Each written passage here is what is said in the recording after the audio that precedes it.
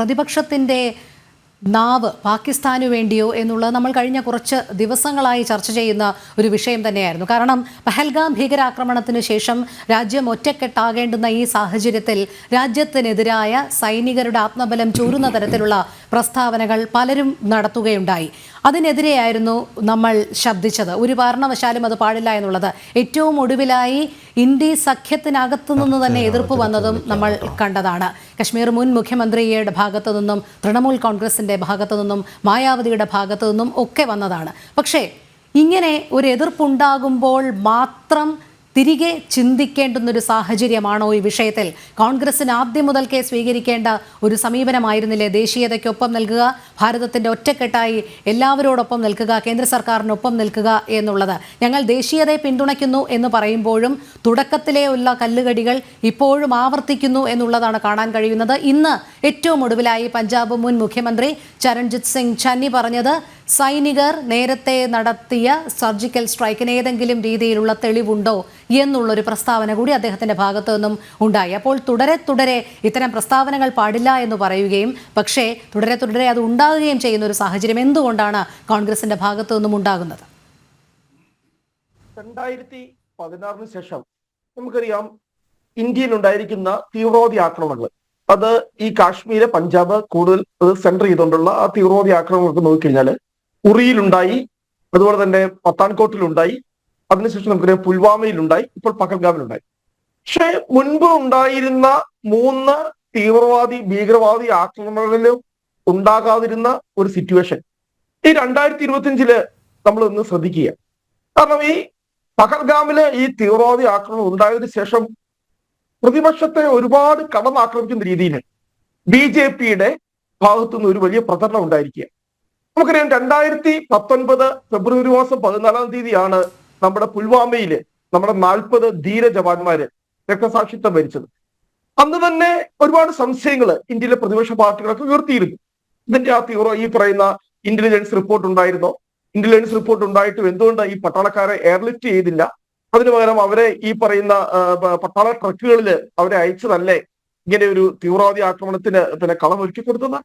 ഒക്കെ ഈ ഭരണകക്ഷിയുടെ ഭാഗത്തു നിന്നോ കേന്ദ്ര സർക്കാരിന്റെ ഭാഗത്തു നിന്നോ അതിനെ ഒരു രാജ്യസുരക്ഷയുടെ ഭാഗമായി ഉള്ള ഒരു വിമർശനമായി തന്നെയാണ് കണ്ടുകൊണ്ട് മുന്നോട്ട് പോയത്. അല്ലാതെ പ്രതിപക്ഷത്തെ ഇതുപോലെ കടന്നാക്രമിക്കുന്ന രീതിയിൽ ഉള്ള ഒരു പ്രചരണം ഒന്നും ഉണ്ടായിരുന്നില്ല. പക്ഷെ ഇപ്പൊ 2025 വന്നതിന് ശേഷം നമുക്കറിയാം, കാരണം ഒരു ഫുട്ബോൾ മാച്ച് പോലെയല്ല, അല്ലെങ്കിൽ ഒരു കബഡി മത്സരം പോലെയല്ല. ഈ പറയുന്ന പഹൽഗാമില് ഒരു ഇഷ്യൂ ഉണ്ടായി, അപ്പോൾ തീവ്രവാദി ആക്രമണം ഉണ്ടായി, ഭീകരവാദി ആക്രമണം ഉണ്ടായി. 48 മണിക്കൂറിനകം ഇന്ത്യ ഉടനെ തിരിച്ചടിക്കണം, ഫുട്ബോൾ മത്സരത്തിൽ ഒരു ഗോൾ വീണാൽ അപ്പോഴേ അത് അടുത്ത ഗോൾ തിരിച്ചടിക്കണം. ആ രീതിയിലല്ല എന്ന് നമുക്ക് വളരെ വ്യക്തമായിട്ട് അറിയാം. അതിനൊരു സമയം ഉണ്ടാകണം, സാഹചര്യം ഉണ്ടാകണം. ഒരു പ്രായോഗിക രാഷ്ട്രീയത്തെ മനസ്സിലാക്കുന്നവർക്ക്, അല്ലെങ്കിൽ ഈ പറയുന്ന രാഷ്ട്രീയത്തിന്റെ സങ്കീർണതകളൊക്കെ മനസ്സിലാക്കുന്നവർക്ക് കൃത്യമായി മനസ്സിലാക്കുന്നുണ്ട്. ഇന്ത്യ ഗവൺമെന്റ് വളരെ കൃത്യമായി തന്നെ അതിന്റെ നിലപാടെടുക്കും, സ്റ്റാൻഡ് എടുക്കും.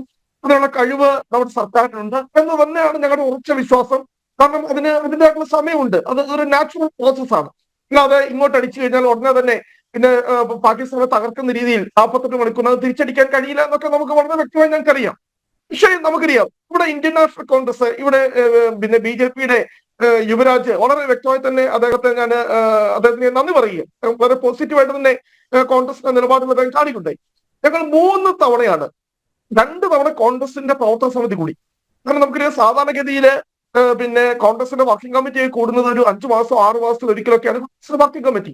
കാരണം കോൺഗ്രസിന്റെ പ്രവർത്തനങ്ങളെ നിരീക്ഷിക്കുന്നവർക്കറിയാം.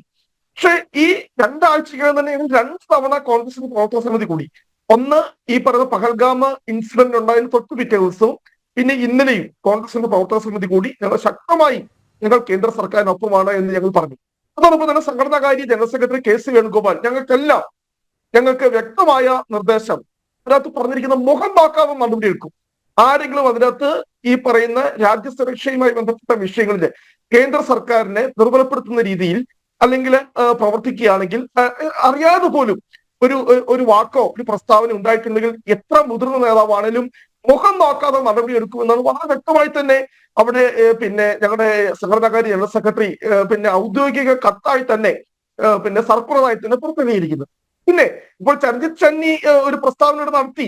അത് നമ്മൾ അതിനെ ഇത്ര ഒരു ഗൗരവപൂർവമായിട്ട് ഒരു ചർച്ചയിലേക്കാണ് അതിനെ പിന്നെ കോൺഗ്രസ് എന്തോ വലിയ ഗൗരവമായി ഉപയോഗിച്ചു. കാരണം നമുക്കറിയാം ഇന്ത്യയിലുള്ള ഒരു സ്വാഭാവികമായിട്ടുള്ള ആളുകൾക്കുള്ള ഒരു സംശയമാണിത്. നമുക്ക് ആ സംശയത്തെ ദൂരീകരിക്കുന്നതിന് 2016 മുതൽ 2019 ഈ പറയുന്ന ബാലാക്കോട്ടിൽ നടത്തിയ ആക്രമണത്തിൽ നമ്മുടെ തെളിവുണ്ട്. കൃത്യമായി തന്നെ നമ്മുടെ എവിഡൻസ് ഉണ്ട്. അവർ തീവ്രവാദി ക്യാമ്പുകൾ തകർത്തതിന്റെ ഒക്കെ നമ്മുടെ കൃത്യമായ ഫോട്ടോസ് ഉണ്ട്, എവിഡൻസ് ഉണ്ട്. പക്ഷെ നമുക്കറിയാം 2016 ബാലാക്കോട്ടിലെ മുറിയിൽ നടന്ന ആക്രമണത്തിന് ശേഷം നമ്മൾ പറയുന്നത് സർജിക്കൽ സ്ട്രൈക്ക്. നമുക്ക് ആകെ ഒരു തെളിവ് പ്രധാനമന്ത്രിയെ അപമാനിക്കാൻ വേണ്ടി ഒന്നാണ് പറയുന്നത്. പ്രധാനമന്ത്രിയുടെ ഒരു സ്റ്റേറ്റ്മെന്റ് വന്നിരുന്നു. എന്താ ഈ പറയുന്ന മഴമേഘങ്ങളുള്ള സമയം നോക്കി മാത്രമേ സർജിക്കൽ സ്ട്രൈക്ക് നടത്താവുള്ളൂ എന്ന് ഞാൻ സൈനിക മേധാവികൾക്ക് നിർദ്ദേശം നൽകി. കാരണം അപ്പോൾ അത് പാകിസ്ഥാൻ റഡാറുകളിൽ വരില്ല എന്നുള്ള ഒരു കാര്യം മാത്രം, അത് മാത്രം നമ്മുടെ ഒരു തെളിവായിട്ട് ഈ സർജിക്കൽ സ്ട്രൈക്ക് നടന്നതിന് ഒരു തെളിവായിട്ടുള്ളൂ. കാരണം നമുക്കറിയാം ഇന്ത്യ അതിന്റെ ആക്ച്വലി നടന്നിരിക്കുന്ന ലൈൻ ഓഫ് കൺട്രോളിൽ നിന്നും ഏതാനും വാര ഇന്ത്യൻ പെട്രോൾ മുന്നോട്ട് പോയി. ഒന്നോ രണ്ടോ പാകിസ്ഥാന്റെ പിന്നെ ഷെൽട്ടറുകൾ ആക്രമിച്ചു, അവർ തിരിച്ചു ആക്രമിച്ചു. അതാണ് ശരിക്കും പറഞ്ഞാൽ ഈ ഒരു ഈ സ്ട്രാറ്റജിക്കലി അല്ലെങ്കിൽ യുദ്ധരംഗത്തൊക്കെ ഉള്ള പ്രാഗൽഭ്യമുള്ള ആളുകളുടെയൊക്കെ ഒരു യഥാർത്ഥ വിലയിരുത്തൽ എന്ന് പറയുന്ന സബ്ജക്ട് സ്ട്രൈക്ക് കേന്ദ്ര സർക്കാർ അവകാശപ്പെടുന്ന രീതിയിൽ നടന്നിട്ടില്ല. പക്ഷെ 2019 നടന്നിട്ടുണ്ട്. പക്ഷെ ഇപ്പോൾ ഇത്രയും ഞാൻ എന്റെ ഒരു കാര്യം വളരെ കൃത്യമായി ചോദിച്ചോളൂ. ഈ ഞങ്ങൾക്ക് അതിന്റെ വലിയ പ്രതിഷേധമുണ്ട്. അതിവിടെ ജനൻ TV ഔദ്യോഗികമായിട്ട് തന്നെ ആ പ്രതിഷേധം രേഖപ്പെടുത്തുകയും ചെയ്തു. എന്താ കാരണം നമ്മൾ ഒറ്റക്കെട്ടായി യുദ്ധസമാനമായ ഒരു സാഹചര്യത്തിൽ നിൽക്കുമ്പോൾ അവിടെ എന്ത് ചെയ്യുന്നു? ഈ ജാതി സെൻസസ് എന്നുള്ളത് അതാണോ കേന്ദ്ര സർക്കാരിന്റെ പ്രയോറിറ്റി? നിങ്ങൾ ഞാൻ വളരെ കൃത്യമായി ഞങ്ങൾ ചോദിക്കാൻ ആഗ്രഹം. ഞങ്ങളുടെ ആവശ്യമായിരുന്നു ജാതി സെൻസസ്, ഞങ്ങൾ അതിനകത്ത് സന്തോഷമുണ്ട്.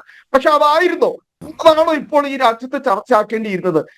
നിങ്ങളുടെ താല്പര്യം അല്ലെങ്കിൽ കേന്ദ്ര സർക്കാരിന്റെ താല്പര്യം എന്ന് പറയുന്നത് ബീഹാറിൽ നടക്കാൻ പോകുന്ന നിയമസഭാ തെരഞ്ഞെടുപ്പാണോ, അതോ നമ്മുടെ ആത്യന്തികമായി നമ്മുടെ ശത്രുവായി നിൽക്കുന്ന? കാരണം നമുക്കറിയാം എല്ലാ കാലത്തും നമ്മുടെ ശത്രു എന്ന് പറയുന്നത് പാകിസ്ഥാനാണ്. നമുക്ക് ഒരിക്കൽ അംഗീകരിക്കാൻ കഴിയില്ല. കാരണം നമ്മുടെ രാജ്യത്തെ വിഭജിച്ചുകൊണ്ട് ഒരു ദ്വിരാഷ്ട്രവാദം, ആ ദ്വിരാഷ്ട്രവാദത്തിൽ പാകിസ്ഥാന്റെ എടുത്ത നിലപാട്, കാരണം മതമായിരിക്കണം പിന്നെ ഒരു രാഷ്ട്രത്തിന്റെ അടിസ്ഥാനം എന്ന ആ ഒരു നിലപാടിനെ നമുക്ക് ഒരിക്കലും അംഗീകരിക്കാൻ കഴിയില്ല. അപ്പോൾ എത്ര കാലം പാകിസ്ഥാൻ അവരുടെ നിലപാടുകൾ മാറ്റാതിരിക്കുന്നു അത്രയും കാലം പാകിസ്ഥാൻ നമ്മുടെ ഒന്നാം നമ്പർ ശത്രു തന്നെയാണ്. ആ പാകിസ്ഥാനെ തകർക്കാൻ വേണ്ടിയിട്ടുള്ള ഏത് ശ്രമവും, കാരണം ദേശീയ ബോധമുള്ള ഒരു ദേശീയതയുടെ ഒരു ഒരു ഒരു ഒരു ചെറിയ കണികയെങ്കിലും രക്തത്തിൽ അണിഞ്ഞു ചേർത്തിരിക്കുന്നവർക്ക് കാരണം അംഗീകരിക്കാൻ കഴിയുന്നതല്ല പാകിസ്ഥാന്റെ ആ ക്രിയേഷനും പാകിസ്ഥാന്റെ രൂപീകരണവും ആ പാകിസ്ഥാൻ എന്ന രാഷ്ട്രവും. കാരണം എന്താ, ഇന്ത്യ വിരുദ്ധതയിൽ മാത്രം അടിയുറച്ചു നിൽക്കുന്ന രാജ്യം. അല്ലെങ്കിൽ എന്തൊക്കെ പ്രതിസന്ധി ഉണ്ടാകുമ്പോൾ ഇന്ത്യ വിരുദ്ധതയ്ക്ക് അല്ലെങ്കിൽ ഇന്ത്യയിൽ എങ്ങനെ ദുർബലപ്പെടുത്താം, നമ്മുടെ രാഷ്ട്രത്തെ എങ്ങനെ പരിക്കേൽപ്പിക്കാം എന്ന് മാത്രം ഗവേഷണം നടത്തിക്കൊണ്ടിരിക്കുന്ന ഒരു രാഷ്ട്രം. ആ രാഷ്ട്രത്തെ ഭൂമുഖത്ത് പോലും പിന്നെ വെച്ച് പുലർത്താൻ പാടില്ല എന്ന കൃത്യമായ നിലപാടുള്ള ഒരു രാഷ്ട്രീയ പ്രസ്ഥാനം തന്നെയാണ് ഇന്ത്യൻ നാഷണൽ കോൺഗ്രസ്. ഞങ്ങളുടെ പക്ഷെ എനിക്ക് ഒറ്റ റിക്വസ്റ്റേ ഉള്ളൂ. കാരണം നമ്മുടെ ഒരു വലിയ വിഷയം നമ്മുടെ മുന്നിൽ നിൽക്കുമ്പോൾ നമ്മൾ ഇങ്ങനെയുള്ളപ്പോൾ എന്തിനാണ് ഞാൻ അത് ഇവിടെ കൃത്യമായി ചൂണ്ടിക്കാണിക്കുന്നുണ്ട്. കാരണം 2019 2016 ഉണ്ടാകാത്ത ഒരു നരേറ്റീവ് എന്തുകൊണ്ടാണ് 2020 വരുന്നത്? വിമർശനങ്ങൾ അംഗീകരിക്കാൻ കഴിയില്ലേ? അല്ലെങ്കിൽ ഈ പറയുന്ന രാജ്യസ്നേഹവും രാജ്യസുരക്ഷയും ദേശീയതയും ഒക്കെ നമ്മൾ കാണുന്നതിനപ്പുറത്തേക്ക് ഒരു ലെവലിലേക്ക് പോവുകയാണ്. മാനസിക അസ്വാസ്ഥ്യമുള്ള ഒരാളെ അയാൾ പാകിസ്ഥാനിലെ സിന്ദാബാദ് വിളിച്ചു, അയാൾ വിളിച്ചോ നമുക്കറിയില്ല, ശരിക്കാം ഇല്ലായിരിക്കാം.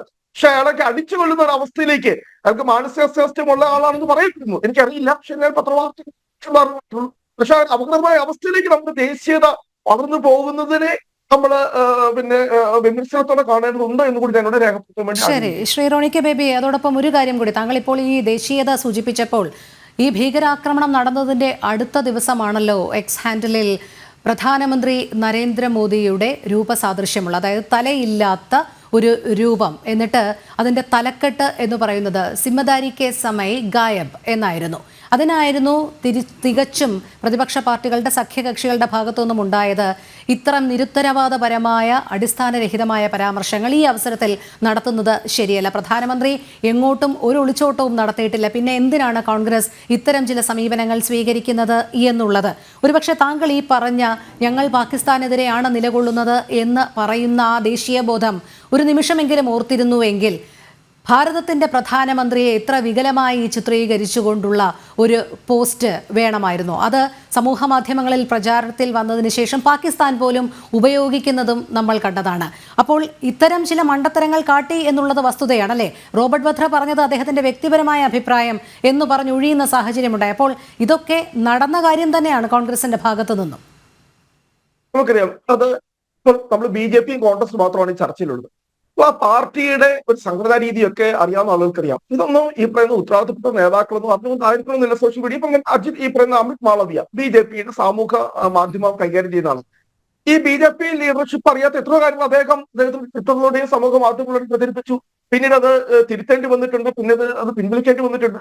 ഇപ്പോൾ ചൂണ്ടിക്കാണിച്ച ഈ പറയുന്ന കോൺഗ്രസിന് സമൂഹ മാധ്യമത്തിൽ വന്നത് അതിന് 3-4 മണിക്കൂർ മാത്രമേ അതിന്റെ ആയുസ് ഉണ്ടായിരുന്നുള്ളൂ.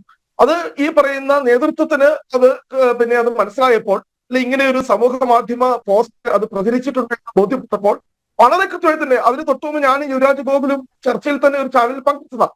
ആ ചർച്ച കഴിഞ്ഞ് ഉടൻ തന്നെ ആ പോസ്റ്റ് അവിടെ പിൻവലിച്ചു. ശരി, പക്ഷെ അത് പത്രമാധ്യമങ്ങളെല്ലാം വലിയ ചർച്ചയാക്കി. ദേശീയ മാധ്യമങ്ങളടക്കം അത് മണിക്കൂറുകൾ ചർച്ച ചെയ്തു. അല്ല, നമ്മുടെ നേതൃത്വത്തിന്റെ ശ്രദ്ധയിൽ പറഞ്ഞോട്ടെ. ഈ വിഷയത്തിൽ രണ്ട് തവണ പ്രവർത്തക സമിതി കൂടിയ പാർട്ടി നടക്കുന്നത് ശ്രീ കപ്പന്റാണ്. ഈ വിഷയത്തിൽ കേന്ദ്ര സർക്കാർ എടുക്കുന്ന ശ്രമങ്ങളാണ്. ഇതിൽ മറ്റൊരു രാഷ്ട്രീയ പാർട്ടി നിങ്ങൾ പറ, BJPയുടെ പോലും ഞാൻ വിമർശിക്കുമല്ല, ദേശീയ എക്സിക്യൂട്ടീവോ ദേശീയ കൗൺസിലോ ഒന്ന് കൂടിയിട്ടുണ്ടോ? പക്ഷെ ഞങ്ങളുടെ പാർട്ടിയുടെ ഏറ്റവും പരമോന്നത ബോഡിയായിട്ടുള്ള വർക്കിംഗ് കമ്മിറ്റി 2 തവണ കൂടി എല്ലാ ഗവൺമെന്റിന്റെ ശ്രമങ്ങൾക്ക് രാഹുൽ ഗാന്ധി നേരിട്ട് പ്രധാനമന്ത്രിക്ക് കത്തെഴുതി. ഗവൺമെന്റിന്റെ എല്ലാ ശ്രമങ്ങൾക്കും പ്രതിപക്ഷം എന്ന നിലയിൽ ഞങ്ങളുടെ പൂർണ്ണ പിന്തുണ ഉണ്ടായിരിക്കും എന്ന് ഞങ്ങൾ പറഞ്ഞിട്ടും നമ്മൾ ഇങ്ങനെയൊക്കെ ഈ ചർച്ച വഴിതിരിച്ച് വിടേണ്ടതുണ്ടോ എന്നൊരു സംശയമാണ് എനിക്ക് ചോദിക്കാം. ശരി.